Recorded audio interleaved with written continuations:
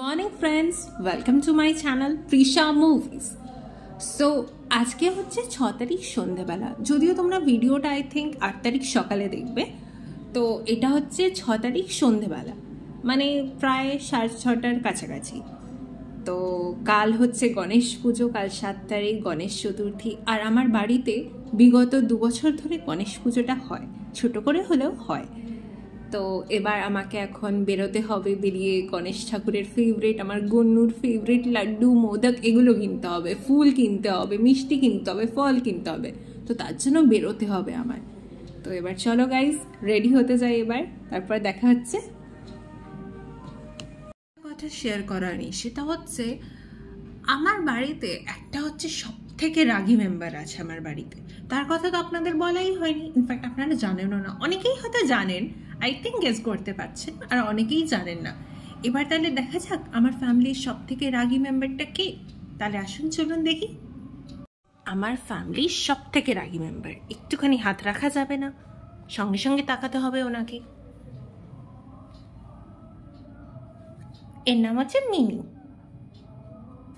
এ হচ্ছে সব থেকে রাগী মেম্বার, সব থেকে মিষ্টি একটা মেয়ে।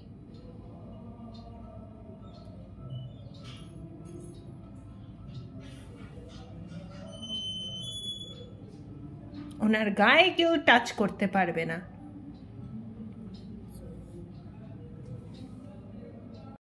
তো চলো গাইস, এখন আমরা একটু টুকটুক করে রেডি হয়ে নিই, তারপর রেডি হয়ে একবার একদম দেখা হচ্ছে।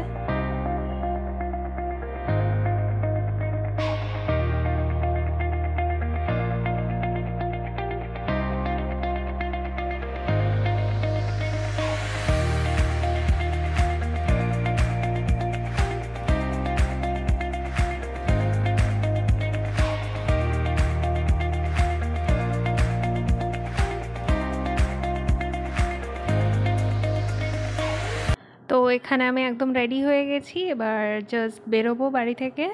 তার আগে গেট লকটা ম্যান্ডেটরি, সবাই মাথায় রাখবেন। চলো রাস্তায়। এখানে তো এখন পুরো পুজো পুজো ফিল, চারিদিকে ব্যানার লাগানো প্রায় স্টার্ট হয়ে গেছে, আর পুরোটাই পুজো পুজো ফিল। তো এবার ওই যে নীল শার্ট পরে যে আসছে, সে হচ্ছে আমার বন্ধু, এনার সাথেই যাওয়ার কথা শপিংয়ে। এই আমরা চলে এলাম এখানে। অনেক এটা হচ্ছে শখের বাজার। এখানে অনেক ছোট্ট ছোট্ট গনু আছে, প্লাস বড় সাইজেরও গনু আছে। কিন্তু আমার একটাই দুঃখের বিষয় যে আমি এখান থেকে একটা কিচ্ছুও কিনতে পারবো না, কেন কি আমার মা স্ট্রিক্টলি বারণ করে দিয়েছে যে বাড়িতে যেই গণেশ আছে ওই গণেশ ঠাকুরটাকেই আমরা 2 বছর ধরে পুজো করছি, আর ওই গণেশ ঠাকুরটাকেই আমাদের পুজো করতে হবে। তো আর আমি কিনলাম না। এটাও হচ্ছে একটা ছোট্ট মন্দির, এখানে আমি প্রায়ই আসি যখনই আমি শখের বাজারে আসি। আর এটা হচ্ছে কিছু ডেকোরেটিভ আইটেমস, মালা টালা, তারপরে যা সব পাওয়া যায় এগুলোর মধ্যে থেকেও আমরা 2-3টে জিনিস কিনলাম। আর এই হচ্ছে ফুলের দোকান। এবার ফুল তো প্রচুর সুন্দর সুন্দর এখানে পাওয়া যাচ্ছে। এবার আমরা একটু কিছু ফুলও কিনলাম, খুবই সুন্দর সুন্দর ফুল পাওয়া যাচ্ছিলো এখানে।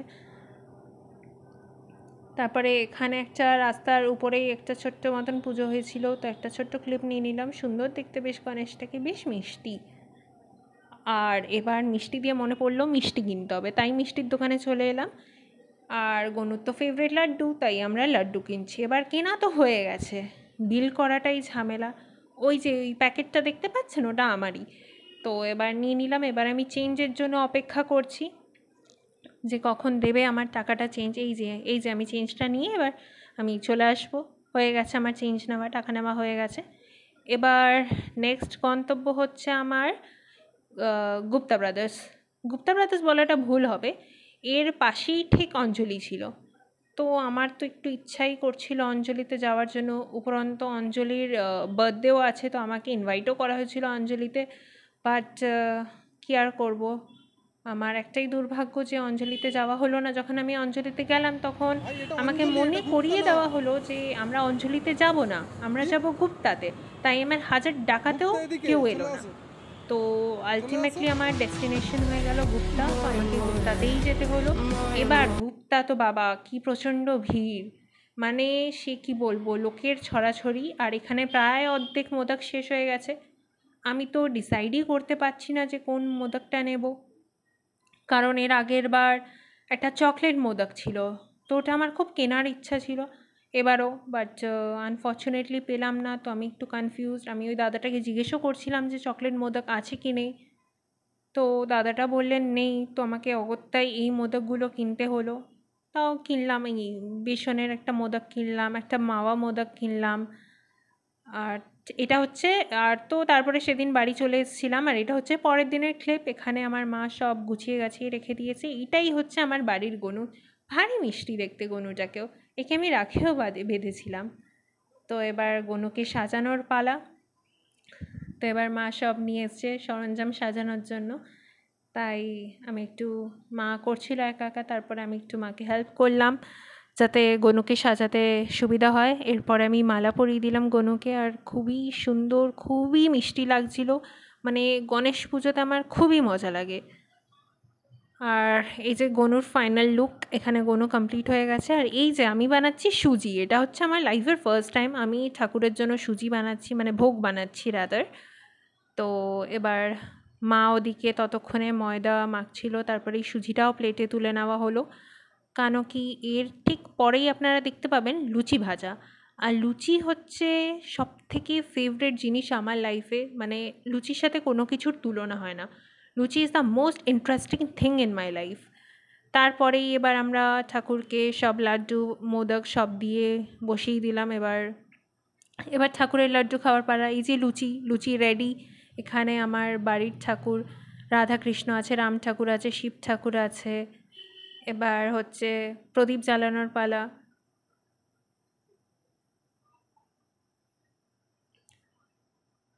তো এইভাবেই পুজোটা এগোচ্ছে আর কি।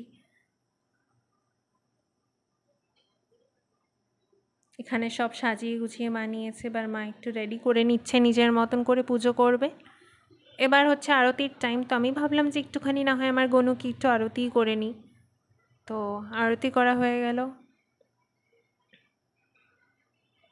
এবার মা একটু ওই গণেশ এর মন্ত্র, প্রণাম মন্ত্র, ধ্যান মন্ত্র এগুলো জাস্ট দেখে বলছে। আর সংস্কৃত তো উচ্চারণই করতে পারছি না, ওই যা মা বলছে মার মুখে মুখে একটু তাল মিলিয়ে গেলাম। আর যাই হোক, মা পুজোটা করছে, প্রণামী মন্ত্র বলছে এখন। তাই যে সেই প্রদীপ, এবার মা এটা নিয়ে আরতি করবে।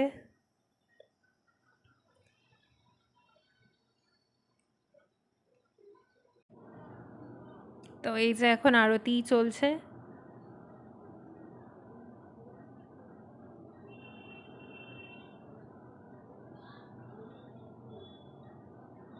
এবার আমি একটু ঠাকুরের কাছে একটু ঠাকুরকে একটু প্রণাম করে নিলাম, একটু ঠাকুরকে ফুল দিলাম।